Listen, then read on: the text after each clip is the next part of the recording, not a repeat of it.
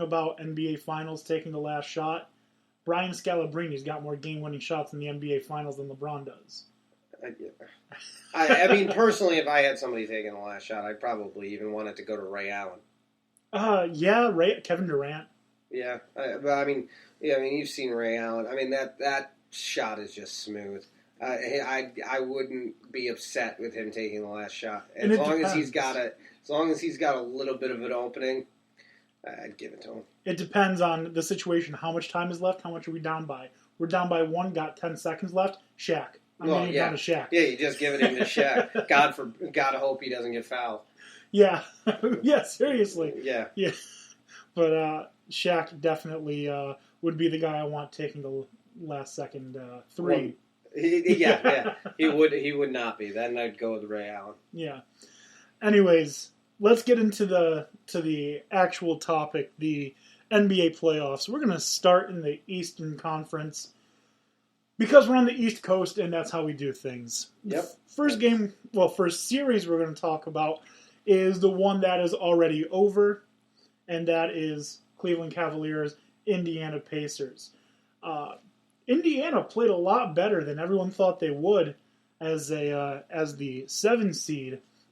So I just want to get your thoughts on the conference, the series as a whole.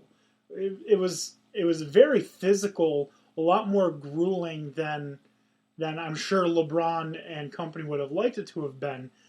But it was also an extremely entertaining series. So are you surprised that Cleveland swept, given how close and physical the games actually were? I'm not surprised that they swept. I think I'm a little bit more surprised that Indiana played it as close, but Indiana was a good team. They were the 7 seed.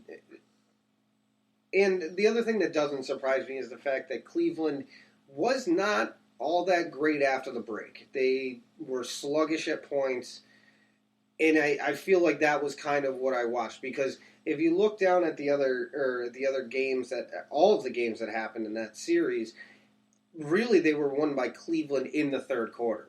Cleveland outscored, they got into a comfortable lead, and then the lead slowly dwindled in the fourth, but they were able to keep it far enough out of reach that Indiana wasn't able to battle back. So it seemed like they were pacing themselves throughout the series, and it made the game seem a lot closer than they really should have been, whereas it may have just been a tactic of Cleveland to try and reserve the energy.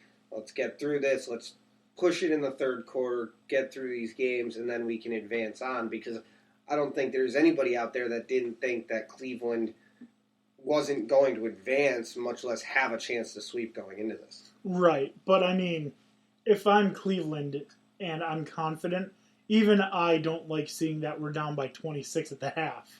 No, I mean, I don't think anybody would, but I mean, the other thing is, and it's also the thing you see every year, whether you like it or not, is LeBron has an ability to single-handedly change the course of a game, whether it be him just demanding the ball or him cherry-picking, as he's so fond of doing. It's just something that he seems to be, his IQ as far as basketball is concerned always shows in playoff basketball, because he always seems to recognize the situation and know what's required to make sure that they can get a win, whether it's by 25 or if it's by 6. All he's thinking about is walking out with a win. And water bottle challenge. Well, yeah. The bottle flip challenge, that's what it's called.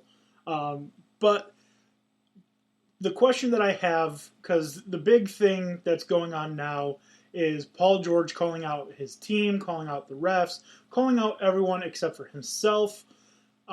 So do you think, and it's common knowledge, Paul George hates being in Indiana almost as much as Johnny Manziel hates abiding laws. Do you think Paul George will be with the Pacers next season, or do you think he's going somewhere else? He's basically said, I'd like to be a Laker. Yeah, I mean, he's pretty much put it out there in not so many words.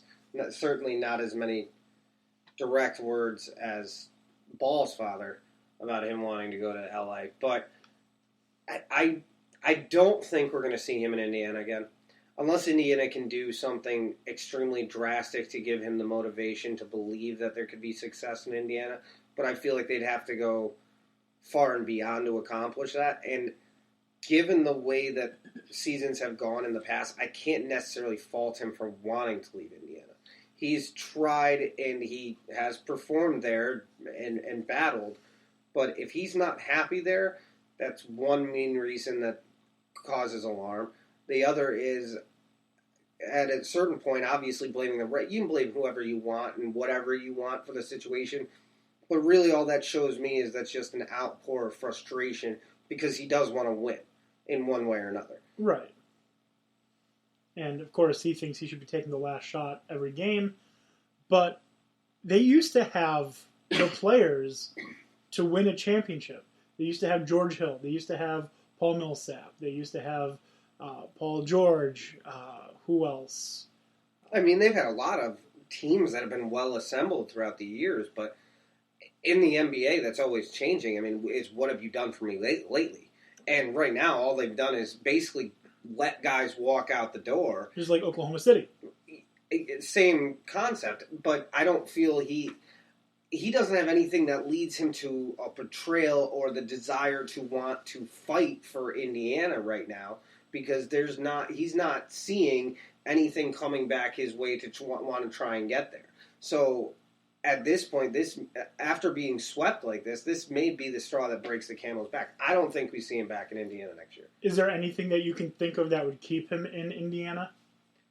I mean, aside from trying to make some trades, something big as far as bringing in other superstars that are going to give him a legitimate chance to compete, I don't see it possible. Let's go on with that. If they can get Carmelo, does he stay in Indiana? I don't know if that's going to be enough. I mean, it's also the frustration that he has. I only think they can do it if they can put a team together around him and he sees legitimate value in that. My biggest concern is I don't think he sees value in staying in Indiana in any way, shape, or form right now. What about Blake Griffin? Blake Griffin comes in and says, I want to play in Indiana. I mean, if he does that and says he wants to play with Paul George, I mean, there's always a possibility of one of those stars being able to convince him, but you're still going to have to get solid guard play. You're still, in those situations, you can get another star, but I mean, who's running their guards at this point in Jeff Indiana? Teague? I mean, Teague's not bad. I mean, I guess you could hold on to Teague, and maybe it's a very slim possibility, but Lance Stevenson. Okay. I mean, yeah, Stevenson's kind of a clown. I enjoy watching him though, but it's going to be tough because it seems like he's almost done, and you're going to have to really bring in one of those guys, and it almost seems like you have to sell a player on somewhere you've already been or where he already is, and that's a hard task to ask for. Okay, so then if you take him off the team, we know how good he is, how good he can be. We also know the way he likes to talk. He can be a bit of a distraction, and it could cause some problems. So if you take him off the team, let's go through the starters. Thaddeus Young, C.J. Miles, Miles Turner, Jeff Teague. And then you add in Kyle Seraphin, Lance Stevenson, Monte Ellis. Does that sound like a team that can make the playoffs without him? No. They can't, not with that roster as it currently sits. I mean, that being said, you're not going to be paying Paul George the amount of money he's going to require coming back. It could allow for more moves in the offseason. It's hard to say what they would be capable of. I mean, Indiana's not exactly a selling point as a state itself. No offense to anybody in Indiana, but it's not high on the list of... For college basketball.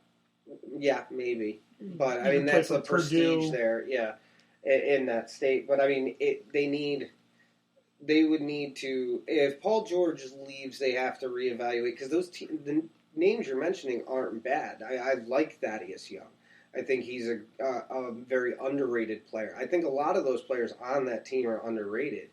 And maybe if you could bring in another superstar, might be able to convince it to be enough for him to stay. But if not and he leaves, you're going to have to shoot for one, if not two, and try and sell the house for it.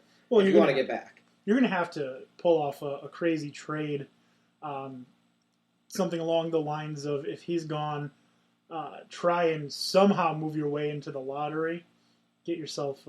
Yeah, try and move up in the draft. I could see that as a possibility, especially if you know he's out the door.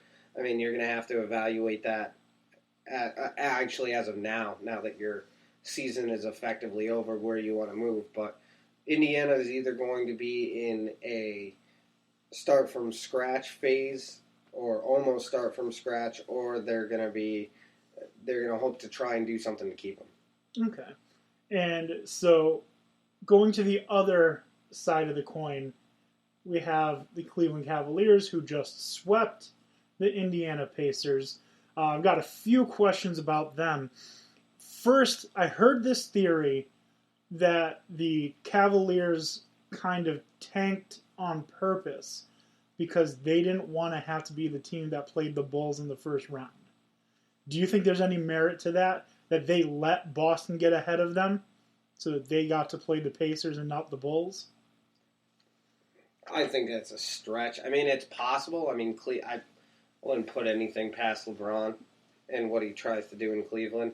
I don't know. Maybe he wants to wait and see if he can play his best friend in the next round of the playoffs or however it breaks down. I really don't. That seems like a stretch to me, but it's also possible because Cleveland's a team that's got plenty of talent, and they should have been able to win a lot of those games after the All-Star break.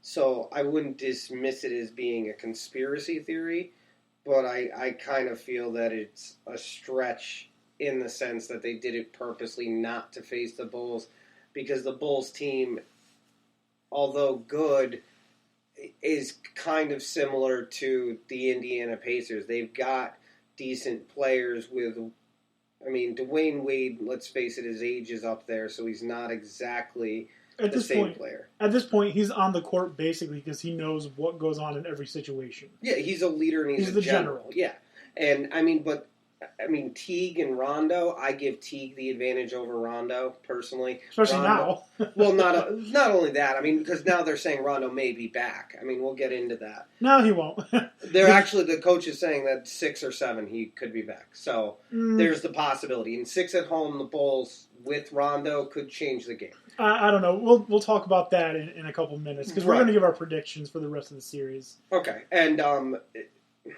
I don't see why they would do it because it doesn't make much sense to me. I feel like either team, whether it had been the Bulls or Indiana, it probably would have actually ended up being almost the same result as we saw regardless. I think it would have been a guaranteed win of the series by the Cavs, sweep more than likely. Yeah, I agree. I think that's a bogus claim that they tanked so that they didn't have to play the Bulls. I mean, the Knicks couldn't tank to get lottery picks.